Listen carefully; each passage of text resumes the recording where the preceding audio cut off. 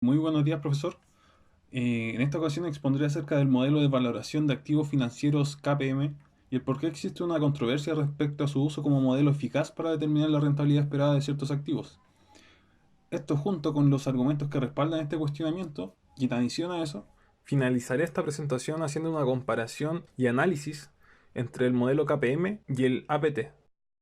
Bueno, para comenzar y ponernos en contexto, comenzaré diciendo que el KPM fue creado entre 1964 y 1966 por William Sharpe, Jan Mossig, Jack Traynor y John Linter, quienes partieron del argumento de teoría de cartera diversificada de Markovits, el cual en efecto sirve para observar exclusivamente el riesgo y el rendimiento. Sin embargo, para el caso del KPM, se consideró que existía un riesgo sistemático al cual se ven sujetos los activos. Cabe destacar que el KPM es actualmente una de las herramientas más utilizadas por inversionistas y empresas para la toma de decisiones financieras. También al momento de evaluar proyectos de inversión mediante la determinación del costo promedio ponderado de capital o WACC. Para entender de mejor manera cómo funciona este modelo, es necesario mirar los supuestos que lo sustentan, dado que estos mismos supuestos son los que luego crearán una controversia respecto a su uso, dado que presentan fallas al momento de llevarlos a la realidad.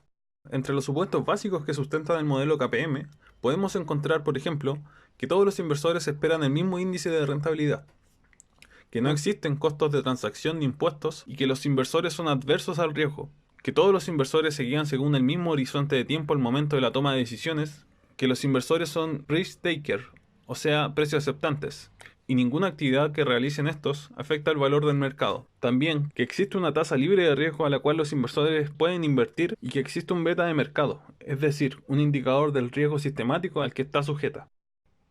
Para la determinación matemática del KPM, tenemos que la tasa de rendimiento esperada del activo va a ser igual a la tasa de retorno de un activo libre de riesgo para el mercado menos el beta de mercado multiplicado por la prima de mercado. Es decir, la tasa de retorno esperada del portafolio de mercado menos la tasa de retorno de un activo libre de riesgo para el mercado. Y algunos de los conceptos para tener en cuenta según el modelo para beta son que si beta es igual a 1, significa que la tasa de retorno del activo es proporcionalmente variable con la tasa de retorno del portafolio de mercado. Si beta es mayor que 1, el activo es más riesgoso que el promedio de la cartera de mercado. Si beta es menor que 1, el activo mantiene un riesgo sistemático menor al del mercado. Un riesgo sistemático corresponde al parámetro de sensibilidad del retorno de la acción con el retorno del mercado que tienen los activos de acuerdo con su entorno o contexto. En el área del centro de la fórmula, beta no captura todo el riesgo sistemático, el riesgo que la teoría de portafolio de Markowitz no logra eliminar, asociado con el nivel de endeudamiento de la firma, es donde muchos critican de ser poco realista este modelo, y con esto surgen los inconvenientes, ya que el beta es la principal medida del riesgo. Cabe destacar que la beta que se ha analizado hasta ahora es un beta no apalancado, que significa que la empresa no tiene deuda en su estructura de capital. Y bueno, al ser el KPM un modelo ampliamente empleado, es fundamental tener en cuenta ciertos argumentos que cuestionan su eficacia, ya que son algo a considerar al momento de tomar decisiones, y de ahí su controversia. Entre los argumentos que cuestionan la eficacia de este modelo, tenemos por ejemplo, problema con la determinación de la beta de mercado. Fibonacci y Francis en 1978, Sunder en 1980, Booth y Newbold en 1984, entre otros, rechazan la idea de la estabilidad de la beta de diferentes activos financieros. Argumentan que el riesgo sistemático de un activo financiero depende de factores macroeconómicos y microeconómicos que varían a lo largo del tiempo y que por tanto provocan el cambio del riesgo sistemático. Para determinar la valoración del activo financiero, se considera que el riesgo sistemático es estático, lo cual llevado a la realidad es prácticamente imposible, ya que en el mundo real los factores que se ocupan para determinar este indicador están en constante cambio, por lo cual no es viable determinar una beta que sea igual de eficaz para todos los periodos.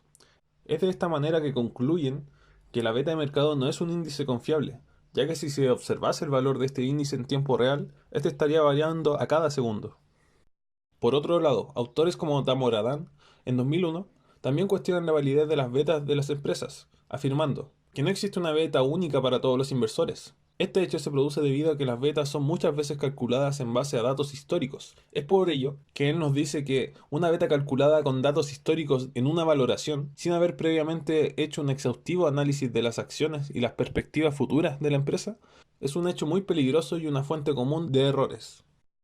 Finalmente, en su investigación Método de valoración de empresas, Pablo Fernández concluye La controversia central del modelo KPM se fundamenta en que es imposible determinar la prima de mercado y la beta de mercado, porque tales números no existen debido a las heterogéneas expectativas de los inversores. Otro argumento que critica el modelo KPM como un modelo eficaz para determinar la rentabilidad esperada de ciertos activos financieros es el caso de los mercados emergentes. Los países emergentes corresponden a aquellos países en transición que apenas están saliendo del subdesarrollo, gracias a recursos naturales y deslocalización industrial, acogiendo industrias de los países más avanzados por sus bajos costes productivos y facilidades empresariales. Es bajo este escenario que la idea que sustenta el KPM de la eficacia de mercado no se observa en el caso de los mercados emergentes. En este escenario, los activos tendrán un comportamiento muy volátil, lo que aumenta el riesgo.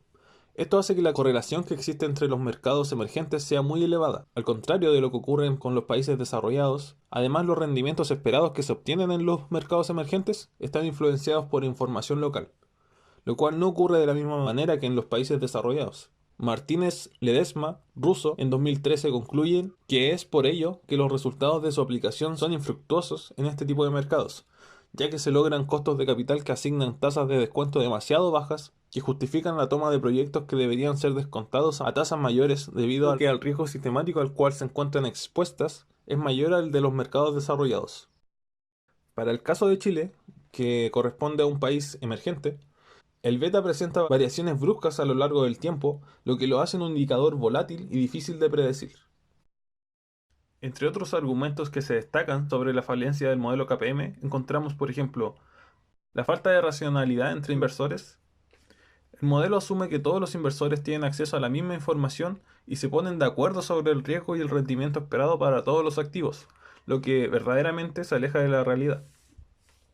En el modelo se supone que la cartera de mercado es eficiente, lo que no siempre concuerda con la realidad. Muchos estudios empíricos han utilizado variables como algún índice bursátil en sustitución de la cartera de mercado, obteniéndose resultados que difícilmente se corresponden con la realidad de la cartera de mercado. Otro argumento sería la variabilidad de la tasa libre de riesgo. Sherwin-Sisi en 2014 lo ejemplifica como: sin riesgo son los bonos de tesorería. Aunque la quiebra y el impago son improbables, un rendimiento real no está garantizado. Esto debido a la inflación, que si es mayor que el rendimiento, resultará en una pérdida del valor del activo. En el área de las finanzas, uno de los temas más importantes ha sido la investigación de los modelos de evaluación de activos de capital, entre los cuales se encuentran, por ejemplo, el KPM, junto con otros modelos como lo pueden ser el APT, Redward Beta o el modelo de tres factores de Famy French.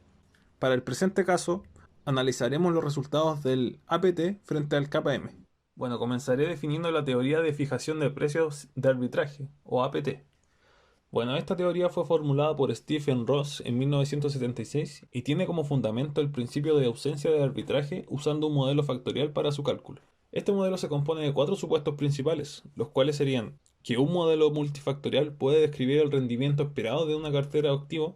El inversor quiere maximizar sus beneficios, minimizando sus riesgos, y por eso tiene una cartera tan bien diversificada que el riesgo específico puede ser ignorado. Los mercados son eficientes, no existe oportunidad de arbitraje, y por eso todos los precios de los activos se encuentran en equilibrio. Para poner el modelo a prueba, se debería saber el número de factores y cuáles son. Las dos suposiciones sobre que no hay oportunidad de arbitraje y que los rendimientos de un activo están generados por algunos factores son bastante realistas y se pueden asumir en la realidad. En el año 2007, Saldaña, Palomo y Blanco realizaron un estudio en el periodo comprendido entre enero del 2002 y junio del 2005, donde tomaron muestra a 9 empresas del área de telecomunicaciones que cotizaban en ese momento en la Bolsa de Valores de México. Todo esto con el fin de comparar los resultados del KPM frente al APT y cuál se acercaba más a la realidad. Las variables que usaron para determinar el riesgo sistemático beta fueron, por ejemplo, inflación, tipo de cambio, reservas internacionales, el precio del petróleo y el índice del mercado. Como se puede evidenciar en el gráfico de la figura 1, los resultados del APT son los que más se acercaron a la realidad en comparación al KPM. Sin embargo, concluyeron que, si bien es cierto que los resultados del APT son más cercanos a la realidad que el del KPM, esos resultados tuvieron una bondad de ajuste que no fue muy alta, por lo cual si se quieren elaborar pronósticos a largo plazo o extender el modelo, este no funcionaría. Como conclusión, puedo decir, en lo personal, luego de investigar muchos autores que hablaban sobre el KPM y sus falencias, llegué a la conclusión de que no existe un modelo que lo pueda sustituir a la fecha, dado que el KPM se caracteriza por su sencillez y es apreciada no solo por los investigadores, sino también por los practicantes de las finanzas. Otro punto que es importante destacar es que existen pocos trabajos que se centren en demostrar la efectividad de modelos como el KPM para el caso de Latinoamérica. Esto dado que los mercados que existen acá son en su mayoría subdesarrollados o no tan desarrollados como lo serían en el resto del mundo. Sin más que agregar, espero que le haya gustado mi presentación y hasta luego.